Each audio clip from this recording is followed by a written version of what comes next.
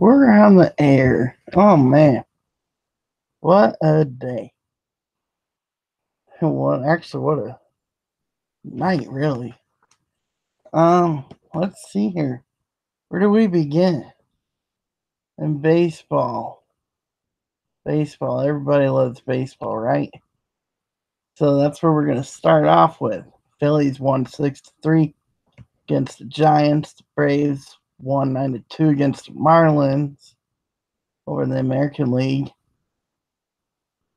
The Red Sox defeated the Yankees 5-4. JD Martinez hit the game-winning home run in the 8th inning. Royals lost to the Orioles 11-6. The Mariners defeated the Blue Jays 9-3. And then you go over to the NHL. The conference finals are set as the Jets defeated the Predators 5-1 to win that series 4-3. They'll move on to play the Vegas Golden Knights. So we are guaranteed to see someone who has never made a Stanley Cup Finals before. Loving this. Gotta love hockey right now. Good teams. Rockies lost to the Brewers 5-2. Nationals defeated the Diamondbacks 2-1 in the 11 innings. Zach Greinke had a steal and scored the only run for the Diamondbacks. Tony Gwynn Jr. pitched the first pitch of the game. Yesterday was his dad's birthday. Tony Gwynn, man, was a legend. And the Cardinals crashed that party as they won 2-1. Dodgers lost to the Reds 4-1. Jesse Winker, I believe it's named the right field for the Reds, caught the ball in the 8th inning with nobody on base. And he teased the fan. He's like, "Hey, you want it? You want it? Too bad. I'm going to throw it to the infield now." I'm putting my money down that he's going to be hit by a pitch in his next at bat against the Dodgers. You do not do that. And Ohtani had a double and a home run as the Angels defeated the Twins 7-4. So that was a good day. It was a lot of news and notes. Let's hear the Red Sox are tied with the Yankees for first place. Matt Harvey due to start tomorrow against the Dodgers. And Finnegan's been moved back to Saturday. So I've had time to reflect on that Matt Harvey trade and with Daniel Moscato. And I feel like it was a good trade on both the Mets and the Reds. The Mets obviously didn't feel like Harvey was good enough to be on the rotation. And I believe he's a free agent at the end of the year. So, and looking at what they needed position wise, catcher would have been nice. And did they get the best catcher in the league? Probably not. But there is also a couple other teams who are in the market for a catcher right now. The Brewers being one of them. So if I'm the Mets, I'm going to make a move now and go out and get a catcher while I'm still in the race. And his catcher, I kind of like him. I didn't look at his entire stats, but I did look for this year's stats. The Reds, granted, he was playing for the Reds all season long, and he's been not the everyday catcher neither. The Matt Harvey, the Reds claim that Matt Harvey's not going to be used as trade bait to get prospects.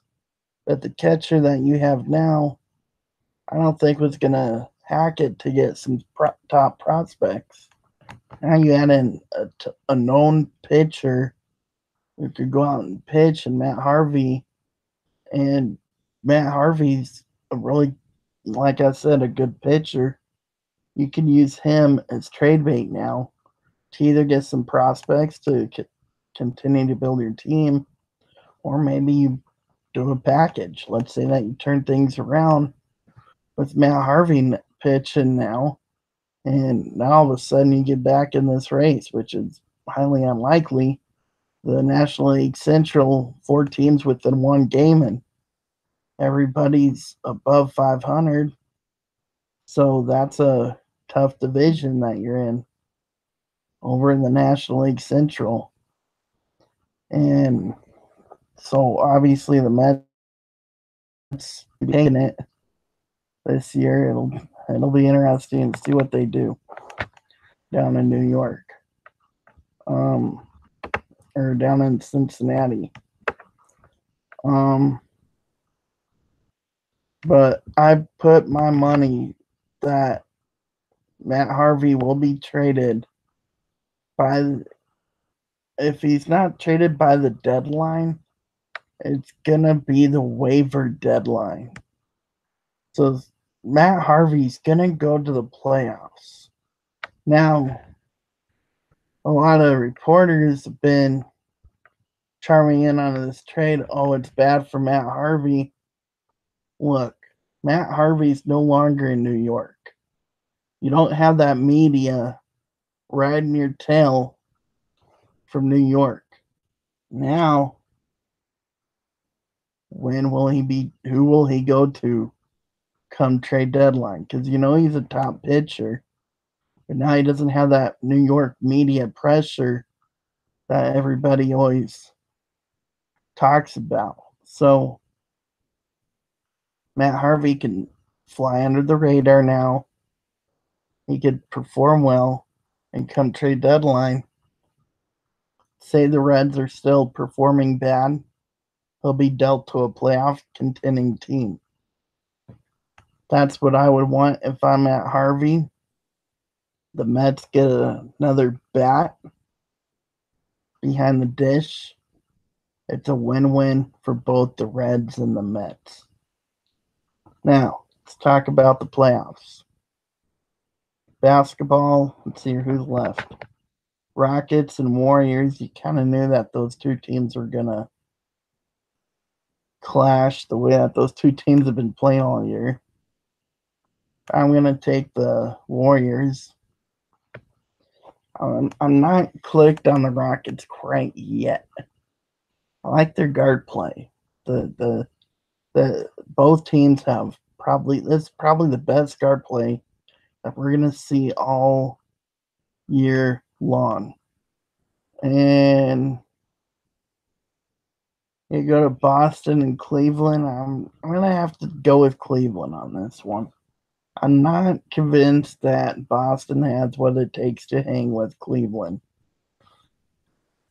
Granted, they've been having a couple good draft years and making the conference finals. I would want to play for Boston right now if I'm a free agent. LeBron James can opt out. Boston's a good market to go to if you're LeBron. Yeah.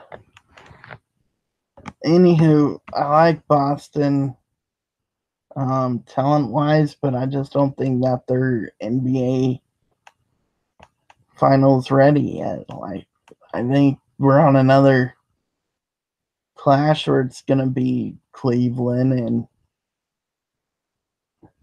Golden State for what, the 4th year in a row? Is that legal?